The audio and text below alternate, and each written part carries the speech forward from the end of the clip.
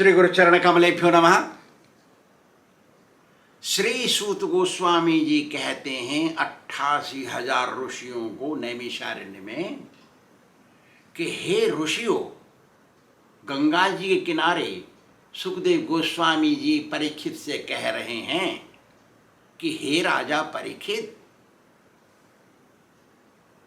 हस्तिनापुर में राजसूय सैक्रिफाइस यज्ञ में नारद मुनि युधिष्ठिर को बता रहे हैं कि हे युधिष्ठिर, भगवान का संकल्प अमोघ है।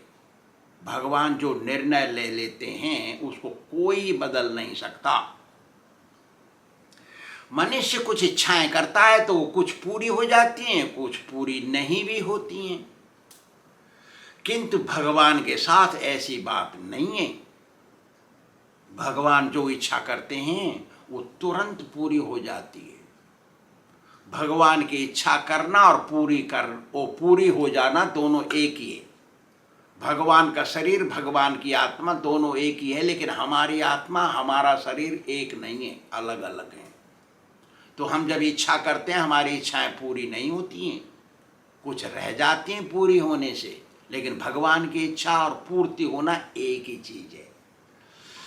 जैसे भगवान ने इच्छा की सृष्टि करने की तो संसार पैदा हो गया, सारी सृष्टि आ गई खेल ही खेल में।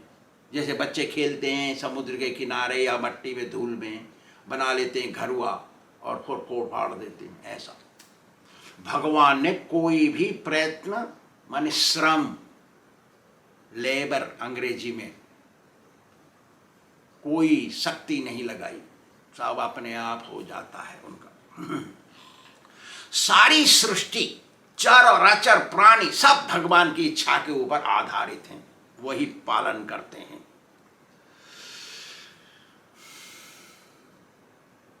भगवान सारी सृष्टि को जानते हैं। जैसे एक चतुर माली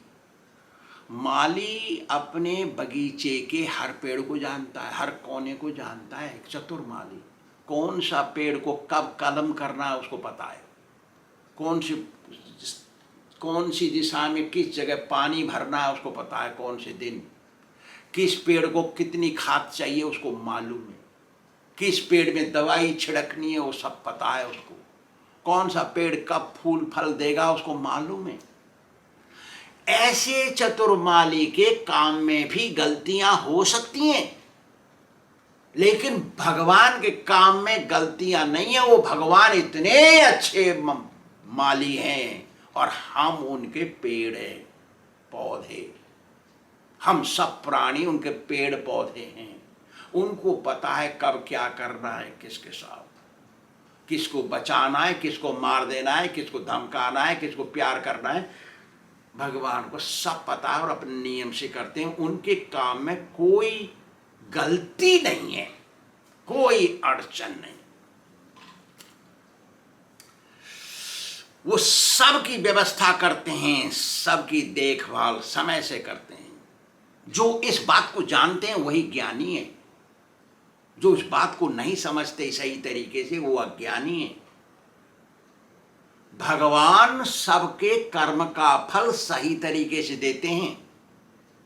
जो इस बात को नहीं समझते हैं वो अज्ञानी है। देखो मेरे भगत लोचन दास 33 वर्ष हो गए आज दीक्षा लिया हुआ है। वो 33 वर्ष पहले दीक्षा लिया, मेरे साथ रहता है, अभी गया है बाजार। उसने एक बात कही हमसे कि स्वामी जी मेरे एक मित्र हैं, उनका एक भाई था, वो भाई मर गया 15 वर्ष की उम्र में, तो उसके माता पिता नास्तिक हो गए, नास्तिक बन गए। भगवान ने ऐसा क्यों किया हमारे साथ? हम भगवान को नहीं मानते, चर्च में जाना बंद कर दिया स्वामी जी। वो क्रिश्चियन ईसाई हैं, चर्च में जाते हैं, चर्च में जाना ही बंद कर दिया। अपने बच्चों को सबको समझा दिया भगवान कुछ नहीं है, लात मारो सब में। देखिए, जो अपने कर्म के परिणाम को सही तरीके से नहीं समझ सकते उनको अज्ञानी कहते हैं। अज्ञान अंधकार में डूबे हुए हैं, भयंकर शंकरो नरकाय, नरक में जाएंगे वो। क्षिपामी अजस्रम शुभान आसुरी स्वैश योनिषु, भगवान बोल दे भगवत गीता में। ऐसे आदमियों को नरक में डुबो के ही रखता हूं। सृष्टि के आरंभ से सृष्टि के अंत तक नरक में डूबे रहते हैं। बताइए, अरे हमको अपना कर्म मिला, हमारा बच्चा मर गया, लड़का मर गया 15 वर्ष की उम्र में, तो और भगवान ने ऐसा लिखा था हमको इतना दुख होना चाहिए, बच्चा मर जाना चाहिए, फलाना होना चाहिए, इसने कुछ कर्म किया, मर गया, खत्म। क्यों भगवान और प्रार्थना ज्यादा करना चाहिए? फिर जो भगवान के बात में, काम में, उनके निर्णय में विश्वास नहीं रखते उनको नास्तिक कहते हैं। भगवान का एक स्वभाव है, जिसको जिंदा रखना चाहते हैं उसको कोई नहीं मार सकता। जो भगवान जिसको मार देना चाहते हैं उसको कोई नहीं बचा सकता। इसका एक उदाहरण है, त्रेता युग में उस ऋषि का नाम था अकृतव्रण। ये उदाहरण है। बहुत बड़े विद्वान प्रसिद्ध ऋषि हो गए, उनका नाम अकृतव्रण। उसकी पूरी कथा बताता हूं। उनके माता पिता बहुत अच्छे श्रेष्ठ ब्राह्मण तपस्वी थे। और जमाने में ये तपस्वी लोग अपने अपने एक एक आश्रम अलग अलग जंगल में बना लेते थे। जनता तो बहुत कम थी। शुरू था सतयुग, त्रेता युग का शुरुआत। तो उन्होंने पति पत्नी ने एक नदी के किनारे एक छोटा सा आश्रम बना लिया। छोटा सा था, बनाया। और पति तो तपस्या में रहते हैं, पत्नी लाती है जो कुछ जरूरत है पति को तपस्या के लिए, फूल फल इत्यादि, पत्ते, तुलसी, जल, कुछ भी चाहिए। एक दिन वो गर्भवती हो गई। पति को बोली तो कुछ समय पश्चात उसको एक पुत्र पैदा हो गया। पुत्र पैदा हुआ, पति पत्नी दोनों खुशी, हा हमारे घर में तीसरी आत्मा आ गई और ये पुरुष है। कुछ समय पश्चात जैसे रोजाना जाते हैं मुनि, तपस्या में बैठ गए वो, और पत्नी ने सोचा तो बच्चा तो सो रहा है, चलते हैं थोड़ा पानी भर के ले आते हैं। गई अपना बर्तन लेके, पास में नदी है, भर के ला रही है। इतने में एक भेड़िया घुस गया आश्रम में। आश्रम छोटा सा था। भेड़िया घुस गया, उठाया बच्चे को कपड़े समेत उठाया। बच्चे ने के किया तो स्वामी जी तपस्या से उठ गए, भागे भेड़िया के पीछे। भगवान ने नहीं लिखा था ये बच्चा मर जाए। भेड़िया ने पकड़ा, भगड़िया का भोजन है वो। देखा तमाशा, तो भेड़िया भाग गया और स्वामी जी वापस आ गए दुखी। वो भेड़िया ने जाकर के अपनी भेड़नी को दी, वो बच्चा भेड़नी को, अपनी पत्नी को दिया। और पत्नी के भी 2 4 6 बच्चे घर में। तो वो भेड़िया की भेड़नी बोली ये बच्चा हमारे बच्चों के साथ खेलेगा, छोड़ दो उधर। साल भर का बच्चा और तो खेलने लगा उनसे, भेड़ियाओं के बच्चों से। किलकिली मारे बच्चे, कूदे आपस में। तो ये बच्चा भी ऐसे ही देख रहा था। वो भेड़िया बाहर से जो खाने पीने के जो सामान लेके आवे वो उसके बच्चे खावे और ये भी खावे। और बड़ा बच्चा हो गया और कभी मनुष्य नहीं देखा, इस खाली भेड़ियाओं को देखता है वो। तो भेड़िया को देखता है तो 2 हाथ और 2 पैर से चलने लगा। जैसे कोई पशु, गाय चलती है, हाथी चलता है, ऐसे ही चला वो। तो उसको मालूम नहीं 2 पैर पीछे से चलते हैं, हाथ ऊपर रखते हैं, उसको नहीं मालूम। तो बड़ा हो गया बच्चा तो बाहर खेलने जाए, गुफा में से बाहर निकले बाहर खेल के आवे। रोजाना जाए, रोजाना आ जाए। रोजाना जाए रहे हैं तो परशुराम जी ने देख लिया, अरे ये तो मनुष्य का बच्चा है, पशु की तरह कैसे चलता है, 2 हाथ 2 पैर से। 2 हाथ दोनों पैर चारों को प्रयोग करके चल रहा है ये पशु की तरह। तो भेड़ियाओं के बीच में से लाए उसको, उठा के ले आए आश्रम में घुमा फिरा के देखा कहीं भेड़िया ने कहीं काट लिया है क्या इसको। क्योंकि भेड़िया तो मनुष्य को खाते हैं, पशु सही मनुष्य है, उनका भोजन है ये। तो कैसे का देखा सब तरह से, किधर भी उसको एक व्रण नहीं मिला। व्रण कहते हैं घाव, काटने का जो हिस्सा हो जाता है। अरे इसको तो भेड़ियाओं ने कहीं काटा नहीं। तो इसका नाम अकृत व्रण होगा। उन्होंने कहा अकृत माने नहीं हुआ, व्रण माने घाव, कहीं काटने से इसको घाव नहीं हुआ, इसलिए उसका नाम अकृत व्रण रख दिया। अकृत व्रण हो गया उसका नाम। और पढ़ाया उसको, सब चीज पढ़ा दिया। परशुराम जी भगवान के अवतार हैं, सब पढ़ाया उनको। और यहां तक कि पढ़ा दिया कि मिलिट्री सैनिक के काम भी पढ़ाए, जो सेना होती है ना उसका काम, सब कुछ पढ़ा दिया। अकृत व्रण बहुत विद्वान हो गया। एक बार परशुराम जी में और भीष्म पितामह में युद्ध हुआ। कारण बहुत लंबा है, महाभारत का टॉपिक अलग है, बताएंगे कभी। जब युद्ध हुआ, अकृत व्रण परशुराम जी का रथ हाँकने वाला, जैसे कन्हैया हाँकते हैं अर्जुन का रथ, ऐसे ही परशुराम का रथ हाँका अकृत व्रण ने। इसका सारांश क्या है? सारांश यही है, जिसको भगवान बचा के रखना चाहते हैं उसको कोई नहीं मार सकता। जिसको भगवान मार देना चाहते हैं, ना ब्रह्मा ना शंकर, कोई नहीं बचा सकता।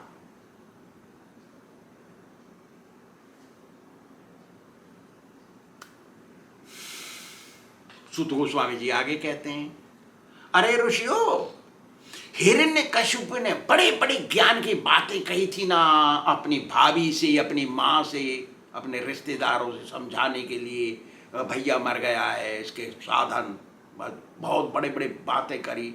लेकिन अपने आप अपनी सुरक्षा के लिए चिंता करने लगा और सोचा कि मैं सारी सृष्टि का मालिक कैसे बनूंगा, सबसे विजयी होऊंगा, कोई मुझे हरा नहीं सके, ऐसा कैसे बन जाऊंगा, सबका वध कैसे कर दूंगा, ऐसा उसने सोचा।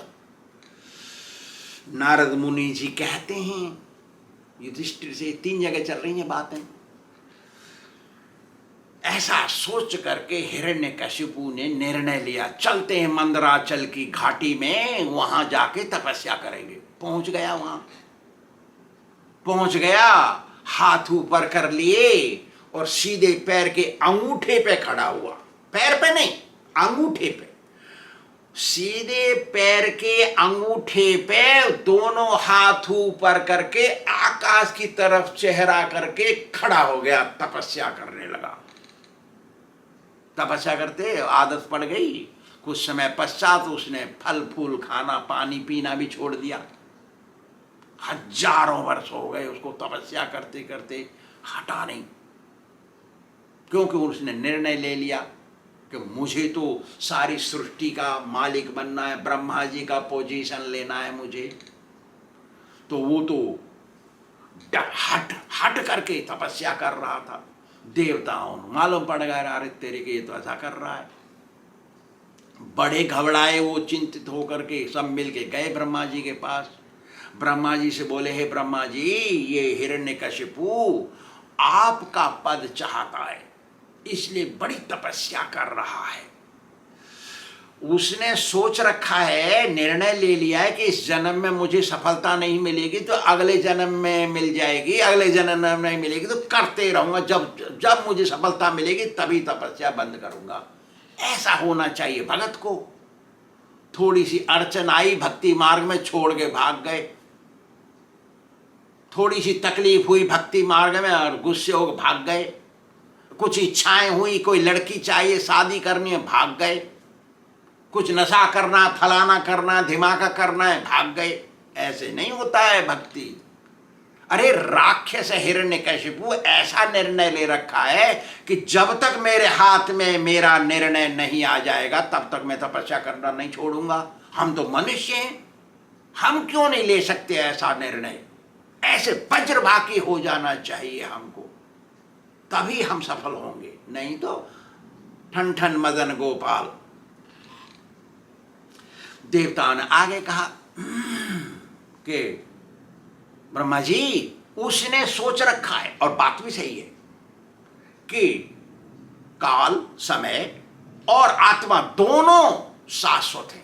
काल शाश्वत है, चलता रहता है, और आत्मा कभी मरती नहीं। ये नहीं मरता, वो नहीं मरती, दोनों चीज नहीं मरते हैं, तो मैं क्यों छोड़ू? अरे शरीर तो नाशवान है, इस जन्म में नहीं मिलेगा, अगले जन्म में मिलेगा, मैं तो करते रहूंगा तपस्या, छोड़ूंगा नहीं। देखिए उसने सोच रखा है, देवता कह रहे हैं ब्रह्मा जी से, उसने सोच रखा है कि मैं पाप पुण्य के नियम को बदलूंगा। पाप तो बुरा फल देता है, पुण्य अच्छा फल देता है। मैं उल्टा करूंगा, इसका सब कुछ उल्टा कर दूंगा। जो नियम है इस सृष्टि में भगवान ने या ब्रह्मा ने बनाए हैं, उस सब का उल्टा करूंगा मैं। इसका ये निर्णय है। और कहता है, ये सोच रखा है इसने, देवता कह रहे हैं कि जो ध्रुवलोक है वहां तक सारी सृष्टि समाप्त हो जाएगी एक न एक दिन, तब तक तो सारी सृष्टि को बस में रखना है। तीनों लोगों का स्वामी बनना है मुझे, जैसे भी हो। हे ब्रह्मा जी, आप तो तीनों लोगों के स्वामी, आपको बताए क्या करना है इस आदमी, इस राक्षस से। इतना तपस्या कर रहा है, इसका क्या करना है आपको सब पता है, हम आगे क्या बताएं। और देवता लोग तो राजनीति की हैं, राजनीति करना जानते हैं, वो तो मैनेजर है सारी सृष्टि के, तो राजनीति की तरह से बोले, उसको उठाए ब्रह्मा जी को, बड़ा बनाए कि आपकी पोजीशन ले जाकर डरा दिए उसको ऐसा ऐसा कर दिया उन्होंने। तो ब्रह्मा जी तो सोचे, अरे तेरे के तो चलना चाहिए वहाँ। तो लिए भृगु महर्षि को अपने पास, अपने साथ, और दक्ष प्रजापति को, दो को ले गए साथ में। गए कहाँ? मंदराचल की घाटी में, जहाँ हिरण्यकशिपु तपस्या कर रहा है। देखा वहाँ जाके, देखा तो उसकी हड्डी के ऊपर मट्टी चढ़ गई, उसके शरीर पर मट्टी चढ़ गई, दीमक चढ़ गई उसके ऊपर, और खा गई उसके चमड़ी को और मांस को, रक्त को पी गई, खाली हड्डियां बची हैं और दीमक की मट्टी चढ़ी है उसके ऊपर। और फिर भी वो जिंदा क्यों? उस जमाने में हड्डी बची रहे तो जिंदा रहता है आदमी। यदि किसी ने मार नहीं दिया, काट नहीं दिया, टुकड़े नहीं कर दिए, तो वो जिंदा रहता है आदमी। तो जिंदा था और तपस्या में हट करके तपस्या में लगा था। ब्रह्मा जी देख करके चकित रह गए, अरे तेरी के ऐसा है आदमी, ऐसा आदमी तो भगत को होना चाहिए, सोचे वो। तो फिर उन्होंने कहा, अरे हंस गए, फिर इस राक्षस से उल्टी सीधी बात पूछेगा हमसे, ऐसे कह के हंस गए और बोलने के लिए तैयार, उसकी बात आगे कहेंगे। श्री राधा गोविंद भगवान की जय।